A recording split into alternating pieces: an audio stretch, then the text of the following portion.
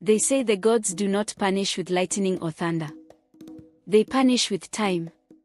They let you think you have escaped, that you are safe, that your sins have been forgotten. Until the day you wake up and realize you never truly lived again. I was there when Prince Edara betrayed his love. I saw the moment his fate was sealed. But what none of us knew that night was that Imidiang's story was not over. Take her. Edara's voice was barely above a whisper. But in the silence of the shrine, it sounded like thunder. The diviner closed her eyes. The queen sobbed into her hands. And Imidiang tried to speak. Her lips trembled, her eyes glassy with disbelief. She had loved him, defied her family for him. And now, as she lay dying, he would not fight for her.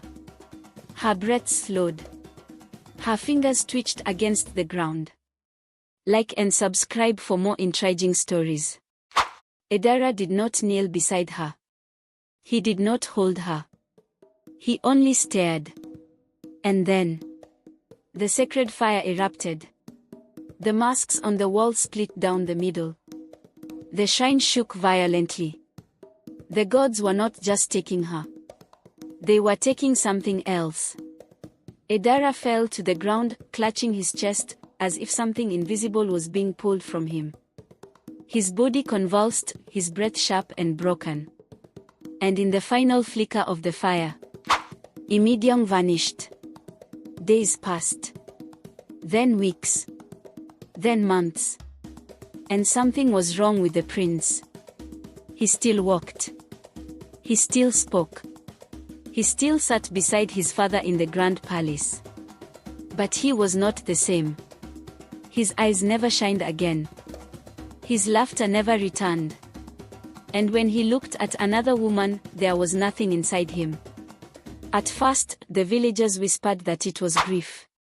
But as time went on, as he felt nothing for anyone, as the days stretched into years, and he could not touch, love, or feel warmth ever again, we realized what the gods had done. Edara had chosen himself. So the gods left him with only himself. He would rule. He would wear the crown. He would sit upon the throne. But he would never love again. Never want. Never crave. His heart had not been spared that night. It had been stolen. One night, many years later, the palace guards reported hearing something. A whisper.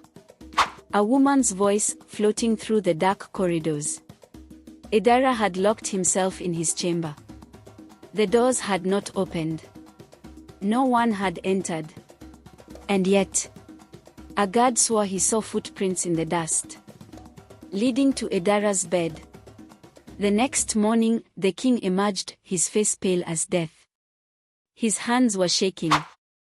And when the guards asked him what had happened, he could not speak. From that night forward, the king never slept in darkness again. He ordered torches lit at all times. He refused to be alone. He stopped speaking of Imidiang entirely. Because he had seen her. She was not gone. The gods had not just taken her away.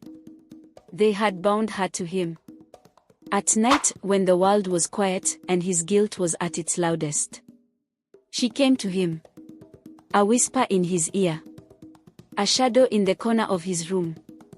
And when he dared to close his eyes, she lay beside him, cold as death, her lips brushing his ear as she whispered, "You chose wrong." And so, King Edara ruled for many years. A king with no love, no warmth, no heirs. Only a crown upon his head. And a ghost in his bed. Please like and subscribe to this channel and let's grow together.